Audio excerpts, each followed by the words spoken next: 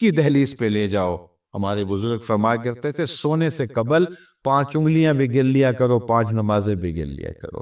اور اگر تہجد نصیب ہو جائے، کتنے خوش نصیب ہیں وہ لوگ جو سحری کا اٹھنا پا لیتے ہیں۔ ایک روایت میں آتا جب سحری کے لمحے ہوتے ہیں تو شوہر اٹھتا ہے اور اپنی بیوی کو بھی جھنجھوڑتا ہے، لیکن نیند کے غلبے کی وجہ سے وہ اٹھ نہیں پاتی۔ خیر یہ چلا جاتا ہے، وضو کرتا ہے، واپس آتے ہوئے چلو میں تھوڑا سا پانی لے آتا ہے اور اپنی بیوی کے اوپر چھڑک دیتا تو وہ بھی اٹھ جاتی ہے، اور یہ مصلی بچھا کے نماز پڑھنے لگ جاتا ہے، اللہ کے حضور سجدہ ریزیاں کرتا ہے، اور وہ بھی جلدی سے وضو کر کے اس مصلی کے ساتھ مصلی بچھا کے خاتون بھی نماز پڑھنے لگ جاتی۔ تہجد کے سجدے ہیں، سحری کے لمحے ہیں، رات کی تاریکیاں ہیں، کوئی دیکھنے والا نہیں ہے، 2 مصلے بچھے ہیں، ایک پہ شوہر کھڑا ہے، ایک مصلے پہ بیوی کھڑی ہے، رب کی دہلیز کا نوکر اور اس کی چوکھٹ کی بادی دونوں سجدہ ریز ہیں۔ حدیث میں آتا ہے جب یہ سجدے کر رہے ہوتے ہیں اللہ دیکھ کے مسکرا رہا ہوتا ہے، اپنی شان کے مطابق مسکرا رہا ہوتا ہے کہ دیکھو میرا بندہ اور میری بندی میرے لیے سجدے کر رہے ہیں، پھر کتنی رحمتیں برستی ہیں، کتنی کرم نوازیاں ہوتی ہیں۔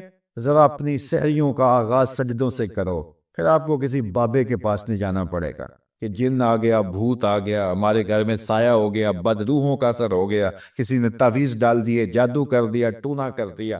تہجد کے سجدوں سے اپنے مسلوں کو آباد تو کر کے دیکھو، تمہارے گھر پہ چھم چھم رحمتوں کا نزول ہوگا، کرم نوازیاں اترے گی تمہارے گھر کے اندر، انوار برسے گی۔ آؤ اس کی چوکھٹ پہ آؤ، اس کی کرم نوازیوں کہ رنگ دیکھو کہ وہ کتنے کرم نوازیاں کرتا ہے، پھر رزق کے دروازے بھی کھلیں گے تمہارے لیے، رحمتوں کے دروازے بھی کھلیں گے، سکون اور طمانینت کے دروازے بھی کھلیں گے، اندر سے روشنی پھوٹے گی۔ تو کہا ہر جان یہ دیکھے اس نے آنے والے کل کے لیے آگے کیا بھیجا ہے۔ پھر کہا واتقوا اللہ، اور اللہ سے ڈر جاؤ۔ پھر دوبارہ وہی تلقین، پھر ارشاد فرما ان اللہ خبیر بما تعملون، جو تم کرتے ہو تمہارا رب اس سے باخبر ہے، تم اس کی نگاہوں سے پوشیدہ نہیں ہو۔ آج کہیں لکھا ہوتا نا خبردار کیمرے کی آنکھ دیکھ رہی ہے، تو لوگ سیدھے ہو کر بیٹھ جاتے ہیں، کیمرے کی آنکھ دیکھ رہی ہے۔ کیمرے کی تو لائٹ بھی بند ہو سکتی ہے، اس کا سسٹم خراب بھی ہو سکتا ہے، لیکن جو رب کے کیمرے لگے ہیں وہ سسٹم کبھی خراب نہیں ہوتا۔ کیمرے کی ایک رینج ہے، اس سے آگے نہیں دیکھ پاتا، لیکن مالک کی شان کے ارا زبیبا نملۃ السودا، کالی رات کے اندھیرے میں، کالے پہاڑوں کے سلسلے میں، گہری غار کے اندر چیونٹیوں کے عمیق سوراخ میں جب چیونٹی چلتی ہے تو اس کے ننھے مہین قدموں سے سینہ سنگ کے اوپر جو وہمی اور گمانی لکیر بنتی ہے، تو ہمارا رب اس کو یوں دیکھتا ہے جس طرح دیوار چین کو دیکھ۔ اس کی نظروں سے کیا ہماری خلوتیں پوشیدہ ہیں، ہمارے اعمال پوشیدہ ہیں، کیا اس کی نظروں سے ہمارے خیال پوشیدہ ہیں؟ دروازہ مقفل کر کے اگر ہم گناہ کریں گے تو کیا مالک سے پوشیدہ ہوں گے؟ لوگوں سے تو پوشیدہ ہے لیکن مالک سے پوشیدہ نہیں ہے۔ یہ عقیدہ جم جائے تو بند کوٹری میں بھی جرم نہیں ہو سکتا۔ آپ دیکھتے نہیں ہیں کہ جب دروازے مقفل کر کے بت کے اوپر بھی موٹا کھیس ڈال کے زلیخا بولی ہے تالک یوسف اب تو آ جاؤ، اب تو کوئی نہیں دیکھ رہا، تو جناب یوسف نے کہا کالا معاذ اللہ، میں اللہ کی پناہ میں آتا ہوں، تو اپنے اس بے جان بت اور مجسمے سے بھی حیا کرتی ہے، اور اس کے اوپر بھی جو دیکھ نہیں سکتا پردہ ڈال لیا ہے، اور میں اس سے حیا نہ کروں جو 7ویں کوٹری میں بھی دیکھتا ہے۔ پھر اتنی روشنیاں برستی ہیں، اتنی روشنیاں برستی ہیں کہ گناہ کا تصور بھی محال ہوتا ہے، اور یوسف بھاگتے ہیں تو اللہ دروازے کو کشادہ کرتا چلا جاتا ہے۔ تو آؤ تو سی اس چوکھٹ پہ، تو وہ تو بند کمروں کے ماحول دیکھتا ہے، اس سے تو کوئی چیز پوشیدہ نہیں ہے۔ یہ یقین اتر جائے، روح میں جم جائے، تو پھر زندگی سنور جاتی ہے۔ اور میں آپ کو ایک اور بات عرض کرنا چاہتا ہوں کہ بطور سنی آپ تو یہ بھی عقیدہ رکھتے ہیں کہ رسول کریم کی نگاہوں سے کچھ پوشیدہ نہیں ہے، تو کیا یہ عقیدہ 3 گھنٹے کے مناظرے کے لیے رکھا ہوا ہے کہ عمل پہ بھی اس کا کوئی اثر ہے؟ اگر عمل پہ کوئی اثر ہے تو پھر بند خلوت کدے میں بھی جرم کرتے شرم آئے کہ رسول اللہ کی نگاہوں سے تو کچھ پوشیدہ نہیں۔ پھر ہماری خلوتیں جو ہے وہ پاک ہو جائیں، ہماری جلوتیں پاک ہو جائیں، ہم رسول اللہ کی نگاہوں سے بھی پوشیدہ نہیں رہ سکتے۔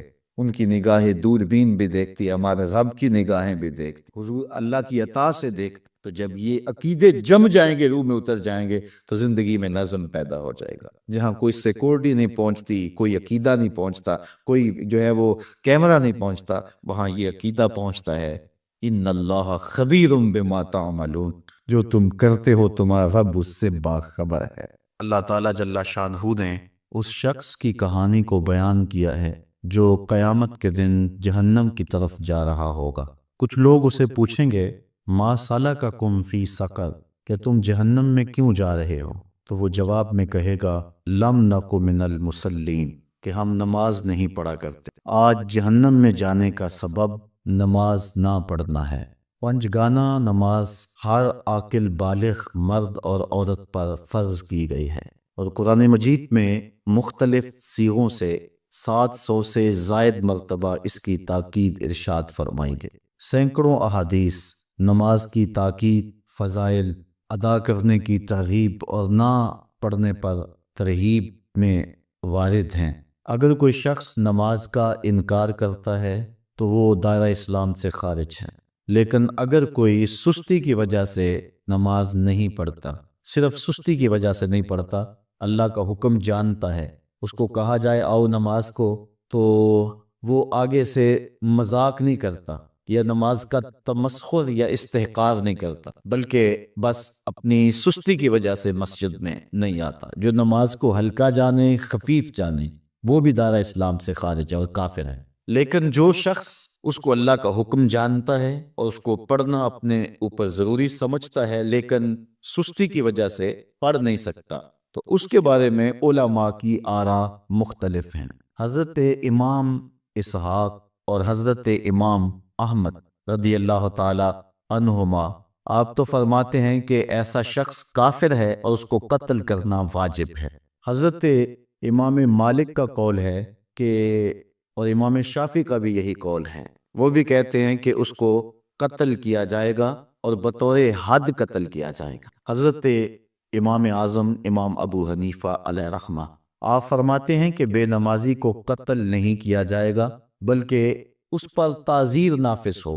یہ حاکم وقت کی ثوابدید پر ہے کہ وہ اس پر کیا سزا دیتا ہے، اور فرمایا اس کو 7 قید کیا جائے گا اور توبہ کے لیے اس کو زور دیا جائے گا۔ اگر وہ توبہ کر لے تو اس کو قید سے باہر نکال لیا جائے گا، ورنہ اس کو قید رکھا جائے گا۔ صحابہ کہتے ہیں کہ ہم کسی عمل کے تارک کو کافر نہیں سمجھتے تھے سوائے نماز کے تارک، اور آقا کریم علیہ السلام کا ایک فرمان ہے من ترک الصلاۃ متعمدا فقد کفر جہارا، جس نے جان بوجھ کے نماز چھوڑی اس نے اعلانیہ کفر کیا۔ امام اعظم امام ابو حنیفہ علیہ رحمہ وہ فرماتے ہیں کہ یہ حدیث محل ترہیب میں ہے، گویا اس نے کافروں والا کام کیا، اس لیے آپ یہ فتویٰ دیتے ہیں کہ اس کو قید کیا جائے گا اور نماز کی پابندی کا زور دیا جائے گا، اور وہ توبہ کرے تو اس کو چھوڑ دیا جائے گا۔ لیکن باقی ائمہ بعض کہتے ہیں اس کو حداً قتل کیا جائے، اور امام اسحاق اور امام احمد کہتے ہیں اس کو قتل کرنا واجب ہے۔ تو بے نمازی جو اللہ کے حکم کی پابندی سستی کی وجہ سے نہیں کرتا، یہ اس کے لیے حکم ہے۔ جو شخص تحقیر کرتا ہے نماز کی، ہلکا جانتا ہے، تمسخر اڑاتا ہے یا اس کا انکار کرتا، تو اس کے بارے میں علماء کے اندر کوئی اختلاف نہیں ہے، وہ ائمہ اربعہ کے نزدیک کافر ہے، دائرہ اسلام سے خارج ہے، مرتد ہے۔ لیکن سستی کی وجہ سے نماز نہ پڑھنے والا، اس کے بارے میں علماء کا یہ موقف ہے۔ حضرت غوث اعظم الشیخ سید عبد القادر جیلانی علیہ رحمہ آپ فرماتے ہیں کہ بے نمازی کو مسلمانوں کے قبرستان میں دفن نہ کرو۔ حضرت سلطان باہو علیہ رحمہ آپ کا قول ہے کہ بے نمازی سے خنزیر بھی پناہ مانگتا۔ حضرت شیخ سعدی شیرازی فرماتے ہیں بے نمازی کو قرض نہ دو، جو اللہ کا قرضہ ادا نہیں کرتا تمہارا قرض کیسے لٹائے گا۔ اب آئیے ہم حضور علیہ السلام کے فرامین دیکھتے ہیں اس حوالے سے۔ حضرت جابر بن عبداللہ انصاری رضی اللہ تعالی عنہ سے مروی ایک روایت جس کو امام ابو داؤد نے روایت کیا، امام نسائی نے روایت کیا، دیگر محدثین نے روایت۔ آقا کریم نے ارشاد فرمایا بین الرجل و بین الکفر ترک الصلاۃ، آدمی اور کفر کے درمیان ترک صلاۃ ہے، یعنی بندہ مومن اور بندہ کافر کے درمیان ترک صلاۃ ہے۔ جو نماز پڑھتا ہے وہ مومن ہے، اور جو نماز نہیں پڑھتا تو وہ کافروں والا کام کرتا ہے، یا دیگر ائمہ کے نزدیک وہ کافر ہے۔ یہ ترہیباً نہیں بلکہ یہ حکم ہے۔ اور حضرت نبی رحمت صلی اللہ علیہ وسلم کا ایک دوسرا فرمان ان الفاظ کے ساتھ ہے بین الرجل و بین الشرک والکفر ترک الصلاۃ، شرک و کفر اور بندہ مومن کے درمیان نماز ترک کرنا ہے۔ حضرت امام ابن ماجہ نے ان الفاظ کے ساتھ روایت کو نقل کیا ہے، بین الکفر والایمان ترک الصلاۃ، ایمان اور کفر کے درمیان نماز کا ترک کرنا۔ اور آقا کریم علیہ السلام کا وہ فرمان جو حضرت انس سے مروی ہے، جس کو طبرانی نے اپنی موجم میں لکھا بھی آپ کے سامنے میں نے رکھا، کہ حضور نے فرمایا من ترک الصلاۃ متعمدا فقد کفر جہارا، جس نے جان بوجھ کے نماز چھوڑی اس نے اعلانیہ کفر کیا۔ حضرت ابو ہریرہ رضی اللہ تعالی عنہ سے ایک روایت ہے کہ وہ فرماتے ہیں لا سہم فی الاسلام لمن لا صلاۃ ولا صلاۃ لمن لا وضوء لہ، کہ اس شخص کا اسلام میں کوئی حصہ نہیں ہے جو نماز نہیں پڑھتا، اور اس شخص کا نماز میں کوئی حصہ نہیں ہے جو وضو نہیں کرتا۔